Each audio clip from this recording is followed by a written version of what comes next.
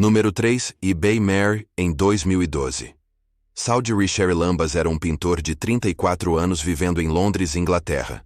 Ele morava com Joseph Birch, de 20 anos, que era um estudante de arte e design. Em outubro daquele ano, o proprietário deles colocou um espelho no lixo do apartamento. Charlotte Buss e Birch perguntaram ao proprietário se eles poderiam pegar o espelho. Ele disse que eles poderiam ficar com ele. O espelho de estilo vitoriano tinha uma moldura de nogueira e ao redor do topo. Eles o penduraram sobre um dos radiadores. Não muito tempo depois, coisas estranhas começaram a acontecer no apartamento. O radiador e a linha telefônica pararam de funcionar. As chaves desapareceriam misteriosamente, as fotos cairiam da parede. Eles ouviriam estrondos altos e encontrariam objetos movidos. Primeiro, foram ao banheiro uma manhã após ouvir um estrondo alto. Encontraram produtos de higiene espalhados pelo chão e espuma de barbear no vaso sanitário, mesmo que normalmente ficassem do outro lado da sala. Birch ficou paranoico e odiava estar sozinho no apartamento, porque sentia que estava sendo observado.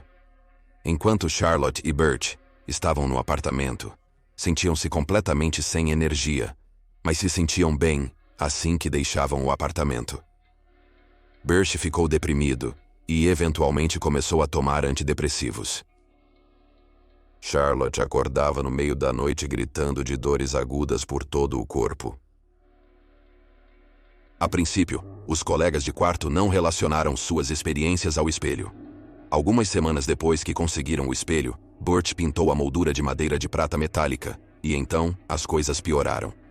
Naquela noite, Birch começou a sentir dores agudas durante a noite, como seu colega de quarto. Eles acordavam ao mesmo tempo, e então suas dores desapareciam repentinamente. Inicialmente eles pensaram que alguém estava praticando magia negra contra eles. Mas então, eles começaram a ver sombras no espelho. Um dia, Birch notou um movimento no espelho pelo canto do olho quando passava por ele. Ele parou e olhou fixamente para ele, e viu sombras escuras piscando no espelho. Os colegas de quarto confrontaram o proprietário e perguntaram se ele queria o espelho de volta, mas ele disse que não queria nada com isso. Agora, Birch estava certo de que sua saúde mental em declínio tinha a ver com a energia negativa que estava ligada ao espelho. Charlambou pensou que algo terrível deve ter acontecido diante do espelho, e ele absorveu essa energia. Uma noite, Birch despertou com vários arranhões vermelhos no tronco. Foi quando os colegas de quarto decidiram que precisavam se livrar do espelho, ou as coisas poderiam piorar. Charlambou levou o espelho para ser avaliado por um antiquário, que disse que valia cerca de 100 libras. 5 meses depois de pegarem o espelho, eles o colocaram no eBay por 100 libras. Seu anúncio no eBay foi honesto sobre suas experiências como espelho. Eles escreveram que acordavam gritando. Eles regularmente tinham uma sensação de desgraça iminente, e o espelho trazia miséria, azar e problemas financeiros. Eles esperavam que o espelho fosse para alguém com experiência no paranormal. O anúncio no eBay recebeu 20.000 visualizações e o espelho foi para um licitante anônimo. Edward Bose entrevistou os colegas de quarto acerca de suas vivências. Ele adaptou suas experiências para o filme de terror de 2014 The Mirror. A trama do filme é que 3 amigos compram um espelho assombrado no eBay e querem capturar atividade paranormal para que possam ganhar um prêmio paranormal de $1 milhão. Eles colocam câmeras por todo o apartamento e coisas assustadoras começam a acontecer. Bose disse que não acredita em fantasmas, mas estava com muito medo para usar o espelho real na filmagem do filme. Charlambas e Birch estiveram na estreia de The Mirror no Fright Fest em 2014 em Londres. Realizaram uma sessão de QA após a exibição. A identidade do comprador do espelho da vida real no eBay é desconhecida. No 2 Plantação de Myrtle Mare. Santo. Francisville, na Louisiana, situa-se ao norte de Baton Rouge. A plantação Myrtles fica no norte de Santo Francisville e foi construída no final dos anos 1700. Por volta dessa época, os afro-americanos eram escravizados em fazendas, plantações e casas. Pessoas escravizadas eram desumanizadas, tratadas com crueldade e sem poder. David Bradford, ou Whiskey Dave, era o dono original da plantação Myrtles. Ele fugiu do Zemacquiselle para evitar ser preso e encarcerado durante a rebelião do whisky. Alguns agricultores se recusaram a pagar o imposto ilegal sobre o whisky. Em 1820, o juiz Clark Woodruff, genro de Bradford, comprou a mansão. 4 anos depois, ele transformou Myrtles em uma plantação de algodão após enfrentar dificuldades nas indústrias de índigo e tabaco. A lenda diz que Woodruff teve um caso com uma serva da casa chamada Chloe.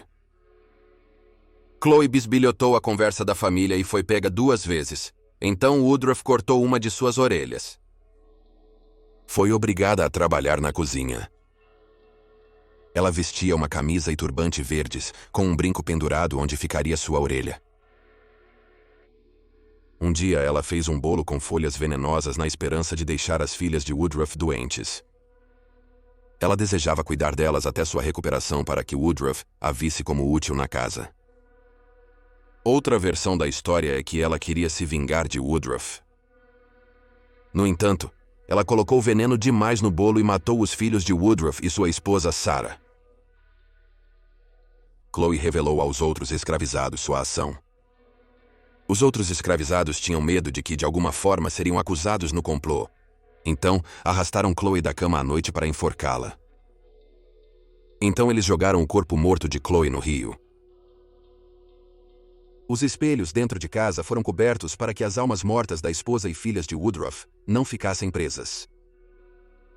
No entanto, um não foi coberto e disse que contém as almas da família de Woodruff. Desde então, as pessoas têm visto impressões digitais de crianças e rostos naquele espelho. As pessoas também veem marcas de garras no espelho. Acredita-se que as marcas são de Sarah tentando sair do espelho. Sombras nebulosas aparecem no espelho, e não sobre ele. Mesmo com limpezas frequentes, as marcas de mãos persistem no espelho. O proprietário até substituiu o vidro pensando que poderia ter um defeito, mas as marcas retornaram. Em um instante, o espelho dourado de 5 pés atingiu a cabeça do proprietário, enquanto ele pintava o corredor. Em 1922, os proprietários tiraram uma foto do exterior da plantação de Merrill para obter seguro. O proprietário enviou a foto para a companhia de seguros. A empresa rejeitou a foto, e o proprietário enviou a foto para a companhia de seguros, dizendo que não poderia haver pessoas na foto. Na foto parece que há uma mulher translúcida em pé entre 2 dos edifícios. Muitos afirmam ser a Chloe. Em 1995, um pesquisador analisou as dimensões da aparição e descobriu que as medidas eram as de um humano. Hoje a casa é uma pousada que oferece passeios. A pousada realiza palestras autônomas sobre assombros.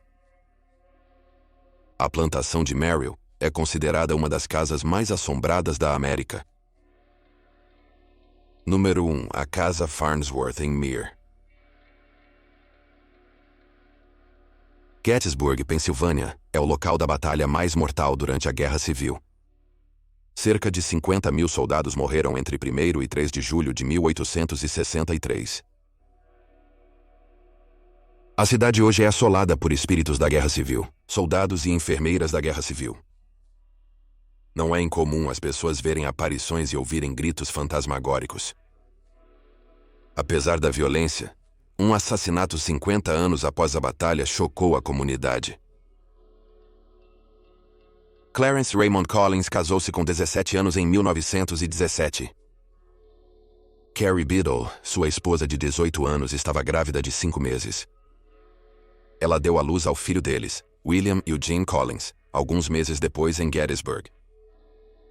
Clarence agia como se não tivesse esposa e filho, então Carrie rapidamente se mudou para a casa da mãe. Clarence se envolveu de algum modo no tráfico de mulheres. Em 1917, foi acusado de contrabandear mulheres para prostituição através das linhas estaduais. Ele havia trazido 2 mulheres de Gettysburg para Charlotte, na Carolina do Norte, Mas as acusações foram arquivadas porque se descobriu que as mulheres haviam pago a Clarence pelo transporte. Gettysburg era uma pequena cidade, e de alguma forma Clarence conheceu um homem chamado Charles Clinton Reinecker, que era um ano mais jovem que Clarence. Reinecker perdeu o pai aos 9 anos. Sua mãe morreu um ano depois, tornando-o órfão aos 10 anos de idade. Reinecker vivia com seus 5 irmãos. Em 1918, Clarence tinha 18 e Reinecker 17 anos. Eram reconhecidos na cidade como desordeiros. Conheciam o guia turístico local George Bushman. Bushman tinha 57 anos, uma esposa, uma filha e um filho. Ele tinha um carro legal. O boato na cidade era que Bushman carregava muito dinheiro consigo, talvez até $27 mil. Contando com a inflação, isso é quase $50 mil. Em 14 de outubro de 1918, um espectador ouviu Clarence e Reinecker falando sobre como Bushman iria se dar mal. No dia 16 de outubro, por volta das 20h, Clarence e Reinecker pediram a Bushman que os levasse para Carlisle. Carlisle fica a cerca de 35 milhas ao norte de Gettysburg. Bushman concordou em levá-los por $12. Os homens disseram que pagaram $5 a Bushman quando entraram no carro, e o restante quando voltaram. Bushman confirmou que os levou ao YMCC Carlisle. Collins e Reinecker saíram do carro para passear. Durante a caminhada, eles decidiram que deveriam matar Bushman e roubá-lo. Collins passou sua pistola, 38, para Reinecker. Retornaram ao carro às 23h e seguiram o veículo de Bushman, rumo a Gettysburg. Collins sentou-se no banco do passageiro, Reinecker no de trás. Enquanto Bushman dirigia, Reinecker atirou nele na cabeça. Bushman dirigia devagar, se inclinando sobre o volante após ser baleado. Clarence freou e parou o carro. O corpo de Bushman foi colocado no banco trás do carro e seus bolsos revistados. Pegaram os $5 da carona e encontraram mais 80 centavos. Eles não viram os $25 que Bushman tinha em diferentes bolsos. Reinecker atirou no peito de Bushman para confirmar sua morte. Clarence e Reinecker planejavam sair do estado e vender o carro por $1.200. Clarence Collins assumiu o volante e Reinecker o banco do passageiro rumo a Gettysburg. Clarence bolou um plano para descartar o corpo. Quando voltaram, estava morto. Clarence e Reinecker voltaram para Carlisle. A maioria dos $5,80 foi gasta em gasolina em Carlisle. Em seguida, foram para Harrisburg, aproximadamente 25 milhas ao nordeste de Carlisle. Então dirigiram a Harrisburg e pararam à margem do rio. Colocaram o corpo de Bushman nas ervas à beira d'água. Eles foram a Filadélfia e venderam o carro de Bushman. Clarence se chamou George Jaw. Sherman na garagem, disse ser de Gettysburg. Clarence voltaria no dia seguinte para buscar o dinheiro do carro. Porém, com medo de retornar à garagem, ele não pegou dinheiro. A equipe da garagem achou estranho George Jaw. Sherman não retornou para o dinheiro, então o carro foi denunciado à polícia de Filadélfia. Em 17 de outubro, um dia após o assassinato, o corpo de George Bushman foi encontrado por 2 trabalhadores rodoviários e reportado à polícia. Examinaram o corpo de Bushman encontrando $25 e um bilhete com seu nome nos bolsos. Durante a investigação, a polícia descobriu que Collins e Reinecker falaram sobre matar Bushman alguns dias antes dele ser encontrado morto. Clarence e Reinecker foram presos no final de outubro e confessaram o assassinato e o roubo do carro. Collins informou à polícia que o carro de Bushman estava em uma garagem em Filadélfia. Collins e Reinecker foram julgados separadamente. O julgamento de Clarence durou 2 dias, começando em 29 de janeiro de 1919. O júri deliberou por 1h30. Clarence Collins foi condenado por homicídio de 1º grau. O julgamento de Reinecker começou em 7 de fevereiro. Carlos Reinecker foi condenado por homicídio em primeiro grau após 3 dias. Ambos foram condenados à morte. Foram enviados para a cadeia do condado de Adams no corredor da morte. Clarence decorou sua cela com pinturas. Clarence Collins e Charles Reinecker morreram na cadeira elétrica em 25 de abril de 1921. Collins tinha 21 e Reinecker tinha 20. Décadas depois, os donos do Farnsworth House Inn faleceram. Eles compraram um espelho do leilão da casa onde Clarence Collins cresceu. Construída em 1810, a Farnsworth House Inn era um abrigo para soldados confederados. Ela abrigou o atirador que matou o único civil que morreu durante a Batalha de Gettysburg. Havia mais de 100 buracos de bala nas paredes, e muitos soldados morreram no prédio. Após a batalha, a casa foi usada como hospital. Com tanta morte e violência, a pousada já estava assombrada na época em que o espelho chegou. Os donos da pousada revelaram que 16 fantasmas, incluindo um garoto de 8 anos, soldados, e uma parteira, assombram o local. Funcionários e visitantes viram aparições ou sombras andando dentro e fora do prédio quase todas as noites. Os visitantes viram a aparição da parteira e sentiram ela os aconchegando na cama. As pessoas ouviram respirações, vozes e passos desencarnados e cheiraram charutos que ninguém estava fumando. Uma das ocorrências paranormais mais comuns é as pessoas ouvirem uma harpa de boca sendo tocada no sótão no meio da noite. Mulheres, funcionários e hóspedes do hotel foram atacados após a chegada do espelho. Os funcionários disseram que recentemente experimentaram novas atividades, especialmente no porão. Um membro da equipe estava no porão e sentiu alguém beliscando seu braço. Ela se moveu e ainda sentiu a sensação.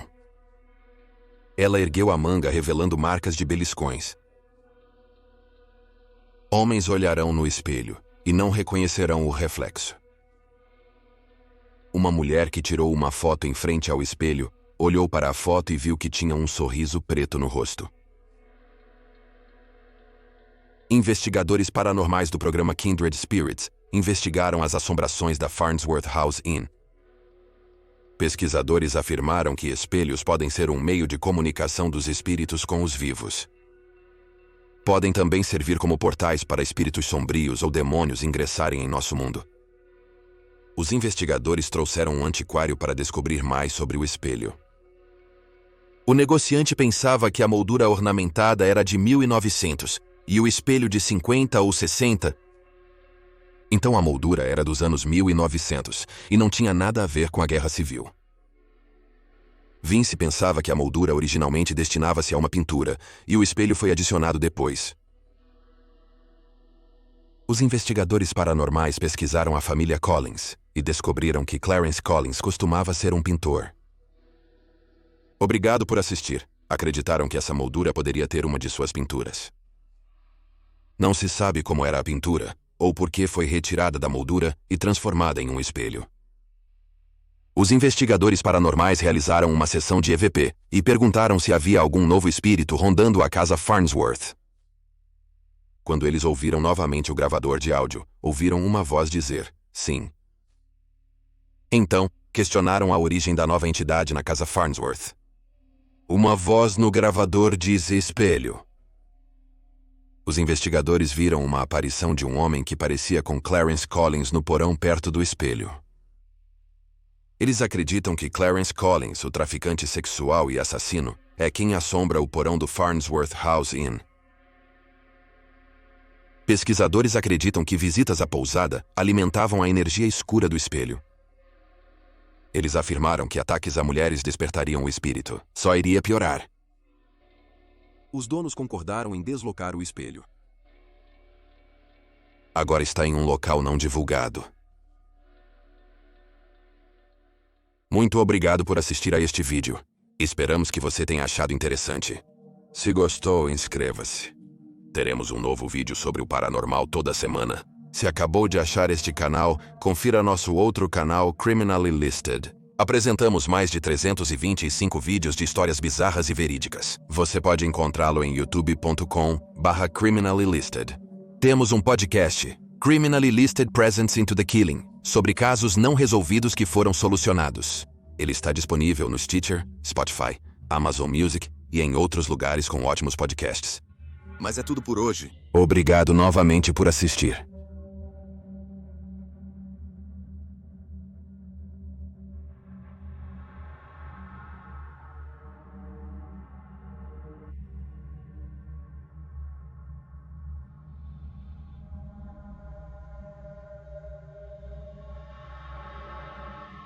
Nos vemos na próxima vez.